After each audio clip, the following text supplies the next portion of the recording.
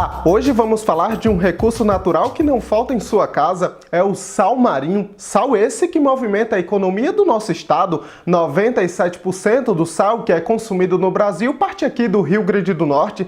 Mas hoje vamos descobrir de como começaram as primeiras extrações de sal aqui em nossa região. Para isso vamos conversar com o pesquisador Geraldo Maia, que já nos conta, Geraldo, como começaram as primeiras extrações de sal aqui na Costa Branca Potiguar. Olha, as salinas aqui do Rio Grande do Norte, praticamente desde a colonização, que já eram conhecidas, né?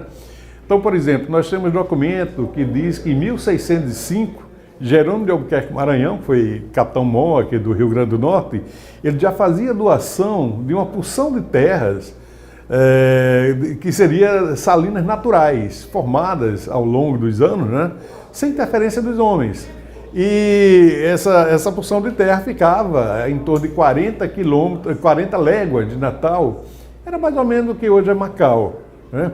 Essas salinas eram muito elogiadas pelas pessoas que conheciam, algumas visitantes lá falavam que o sal era muito melhor do que o sal que vinha da Europa, porque era mais limpo, era mais branco e tudo, e que tinha quantidade, acumulada quantidade tal, que era capaz de encher vários navios, aí, várias caravelas de sal. Isso só mostrando que já era conhecida essas salinas. Outros documentos antigos que falam sobre os rios, principalmente, o rio Mossoró é muito pouco conhecido nessa época. Ele se referia ao Mossoró como fosse rio Paneminha, né? Mas aí ele diz, não tem o rio Panema, aquele ali, o Paneminha? Tem, mas só que ele se refere ao rio que eles navegavam para chegar em Salinas. E o rio Panema não chega, não dá acesso a Salinas. Então, na realidade, esse rio que os documentos antigos se referem seria o rio Mossoró, que principalmente os holandeses, quando chegavam aqui, eles já conheciam essas salinas. Só que o problema, porque o sal era um produto do Império, né?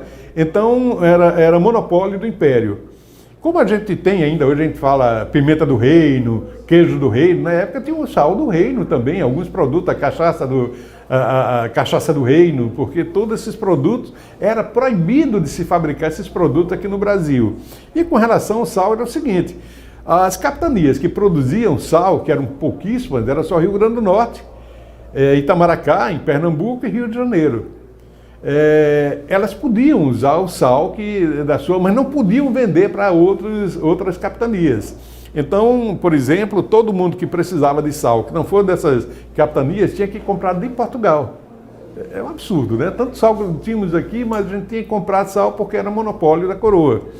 E quando começou aqui a povoação aqui dessa região, aqui que a gente chama da Ribeira do Mossoró, por volta de 1701, foi quando foi doadas as primeiras terras, começou com os carmelitas, daquela região que hoje a gente conhece como Carmo, né?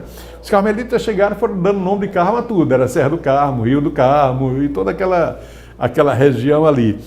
E depois dos carmelitas, outras fazendas foram se instalando, todas para criação de gado. Por quê? Porque a região aqui tinha afloramentos salinos, e isso aí era muito bom para a criação de gado, porque o gado necessita aquele lambedouro de sal. Isso era natural, onde juntava uma pocinha de água aqui, quando secava estava lá os lambedouros lá naturais, né? E toda essa produção de gado aqui era seguia para Pernambuco para alimentar os engenhos, não só de carne, para alimentação, mas também de junta de boi, como a gente chamava na época, para mover os engenhos, que os engenhos eram movidos a boi, né? Só que assim, saía daqui uma boiada gorda, bonita, e passava meses de viagem até chegar, imagina, Mossoró, Recife, a pé, aqui tangendo a boiada, e quando chegava lá, o gado chegava, às vezes, muito reduzido, né, e magro e tudo.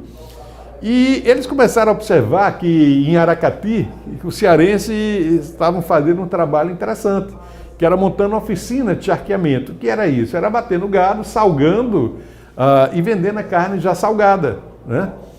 A grande vantagem é que a quantidade de carne que saía daqui, botava em barco, chegava lá para onde eles iam do mesmo jeito.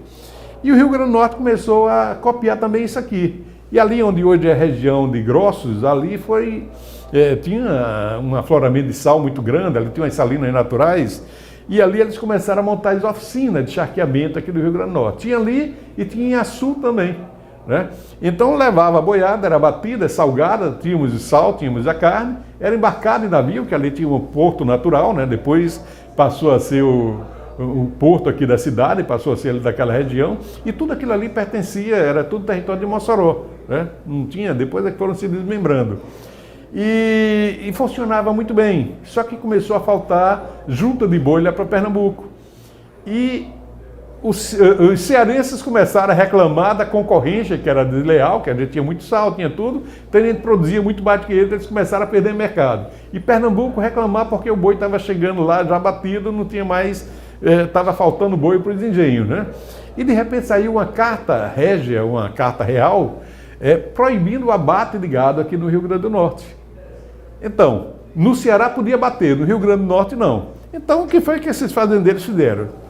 Foram para Aracati, que é a cidade vizinha, próximo, né? E lá começaram a fazer o abate. Só que tinha um problema. Como eles não tinham, o Ceará não era produtor de sal, eles tinham que comprar sal de Portugal, que inviabilizava o processo.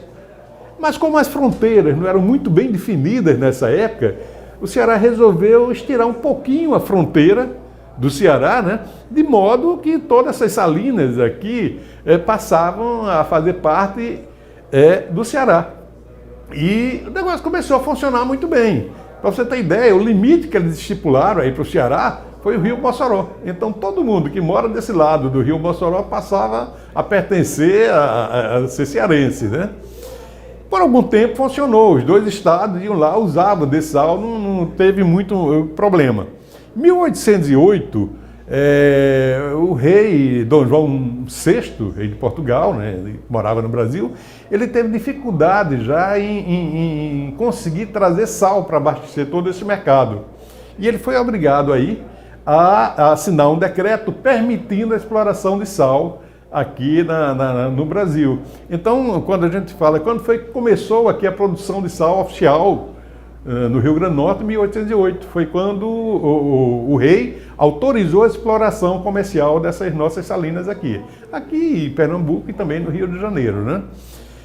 E por mais de 80 anos ficou assim, os dois estados usando aquelas salinas sem problema nenhum. Mas quando chegou em 1891, quando foi assinada a primeira Constituição Republicana, aí o negócio começou a mudar, porque tinha que haver a definição dos municípios, né? E o Ceará foi reclamar que o Rio Grande do Norte estava invadindo as salinas do Ceará. Seria exatamente onde hoje é Grossos. E só que as escolas que tinha naquela região eram mantidas pelo Rio Grande do Norte. Aí começou uma confusão muito grande, né? O Ceará chegou a transformar aquela região em vila que passou a pertencer a Aracati. E o Rio Grande do Norte, é claro, que reclamou e quase que ia uma guerra civil entre os dois estados. Chegaram a transferir tropas da polícia para um lado e para outro, ficavam se olhando assim, esperando a ordem para se enfrentar. Até que foi levado para uma instância superior, né? Já em 1903, o Rio Grande do Norte contratou Rui Barbosa como nosso advogado, e o Ceará contratou o irmão do governador lá, que seria o advogado lá pelo Ceará. Isso levou mais quase 20 anos para poder resolver, de forma que em 1920 que foi resolvida essa que ficou conhecida como a questão de Grossos, né? E a fronteira voltou a ser como era antes. E essa fronteira que nós temos hoje, oficial, foi já conquista dessa luta de quase 20 anos pelas salinas do Rio Grande do Norte. E foi tão importante esse trabalho do Rui Barbosa que todos os outros estados que tinham um problema de conflito de fronteira passaram a se espelhar nessa decisão que foi tomada aqui no Rio Grande do Norte. Isso mostrando a importância do sal, né? Então, a partir de 1808, como a gente falou, começou a produção oficial com direito à venda, não só para outros estados, mas também de exportação do nosso sal aqui. E hoje a gente representa 97% de todo o sal que é produzido aqui no Brasil, né? O sal não pode faltar em minha casa, nem na sua, nem no Rio Grande do Norte, né? Obrigado, Geraldo, pela entrevista. O nosso programa de hoje fica por aqui. Eu te espero num próximo encontro.